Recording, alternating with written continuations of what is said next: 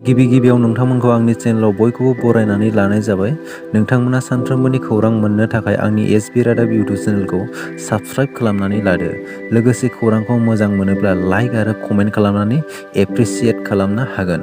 आंनि बे खौरांखौ मोजां मोनगोन आरो खौरांखौ जोबजासिम खोनासंलांगोन होननानै आसा खालामनाय थाबाय। दानिया नोंथांमोना खौरांखौ खोनासंलांदो। दिनैनि गिबि खौराङाव दं आसाम पुलिसआ गोदानै DGP थिसननाय जाबाय। जिपि सिंहखौ फैगौ 30 जानुवारि खालि सिगांनि DGP भास्कर ज्योति महन्त बिथांनि जायगायाव गोदानै जिपि सिंह बिथांखौ आसामनि गोदान DGP महरै थिसननाय जागोन। रौतायाव बड'लेण्ड मुभमेन्ट मेम'रियेल माइलस्टोन लुफुंनायनि थाखाय अन्थाइ खाम्फा बेखेवदों।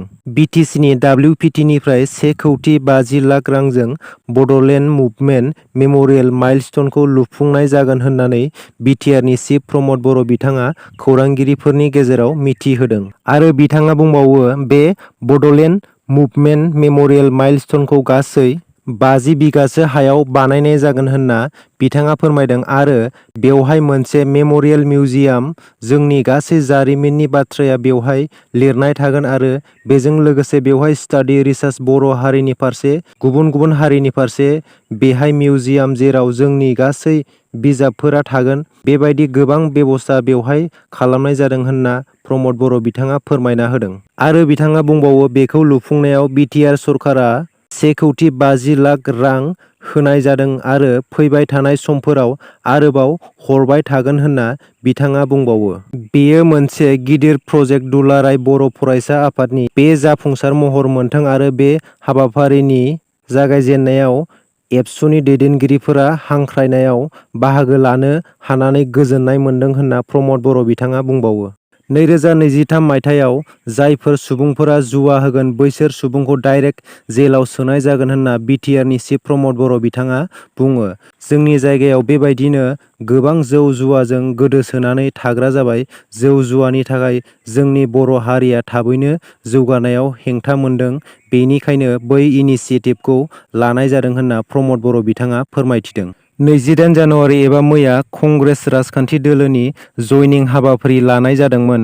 कसुगाव ब्लकनि आफादगिरि खोरोम मोसाहारिनि बानजायनायाव गसाइगाव महकुमानि सिङाव थानाय कसुगाव बिजयनगर गामिनि गेवलां गेलेग्रा फोथाराव कंग्रेस राजखान्थि दोलोनि हाबाफारियाव कंग्रेस राजखान्थि दोलोखौ मोजां मोननानै गुबुन राजखान्थि दोलोनिफ्राय गासै सा 80निबो बांसिन रायजो राजाफोरा कंग्रेस राजखान्थि दोलोआव हाबफैदों होनना मिथिनो मोननाय जादों। बे हाबाफारियाव गाहाय आलासि महरै नुजाथिफैदों खोरोम मोसाहारि, सिथिला मिरि नार्जारि, खायरुल जामान आरो सनामुनि मुर्मु बिथांमोनहा बे हाबाफारियाव बाहागो लाफैदोंमोन। बिटिआरनि 3.1 दफायाव थानाय सनितपुर आरो बिश्वनाथ जिल्लाखौ बिटिआरआव सोसननायनि खौरांखौ मोननानै गुबुन हारिनि आफादफोरा धरना होनायखौ नुगासिनो।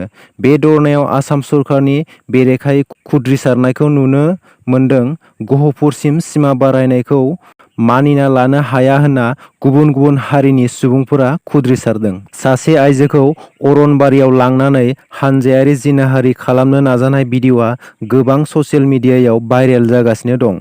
बे जाथायखौ आन्दोआव लाखुमानानै दोननाय बेंटल आउटपस्टनि आइसि आफजाल हुसेनखौ सासपेन्ड खालामनाय जाबाय आरो सा 3 दायनिगिरिखौ चिरां पुलिसआ हमबाय। बे जाथाया जादोंमोन चिरां जिल्लानि नांगलबाङा ओनसोलाव सासे आइजोखौ इनाय गाज्रि आखु दिन्थिनाया सोराङाव फैदों आरो बेनि गानग्रा जि-जोमफोरखौ बिसिना होनाय जाथाया सोराङाव फैयो।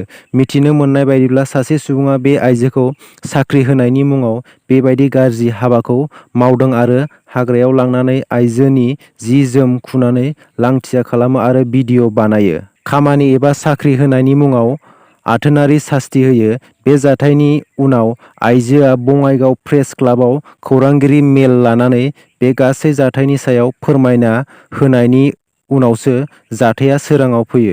बे जाथायनि सायाव चिरां पुलिसआ नायबिजिरनायखौ जागायो आरो बे जाथायखौ आन्दोआव लाखुमानानै दोननाय बेंटल आउटपस्टनि आइसि आफजाल हुसेनखौ सासपेन्ड खालामनाय जाबाय आरो सा 3 दायनिगिरिखौ चिरां पुलिसआ हमबाय। बुहुमनि बयनिख्रुइबो दोहोनि सुबुंफोरनि मुं आरो जायफोरा टप 10 लिस्टआव गोग्लैनो हाबाय। नोंथांमोननो फोरमायना होनि बेयावहाय भारतनि सानै सुबुंबो दङ। टप 10 लिस्टनि नेमफोरा फारियै। से नाम्बाराव दङ बेरनार्ड आर्नल्ड एन्ड फेमिलि। गासै नेटवर्कआ 213.9 बिलियन डलार्स। 2 नाम्बाराव दङ इलन मास्क। नेटवर्कआ जाहैबाय 170.1 बिलियन डलार्स। 3 नाम्बाराव दङ जेफ बेजस।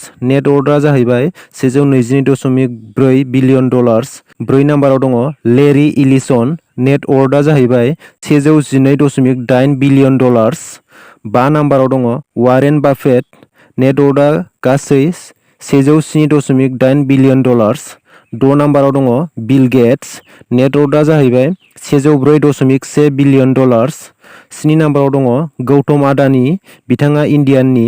बिनि गासै नेटवर्कआ जाहैबाय 96.6 बिलियन डलार्स। 8 नाम्बाराव दङ Carlos Slim Helu and family. गासै नेटवर्कआ 93 बिलियन डलार्स। 9 नाम्बाराव दङ लेरी पेज।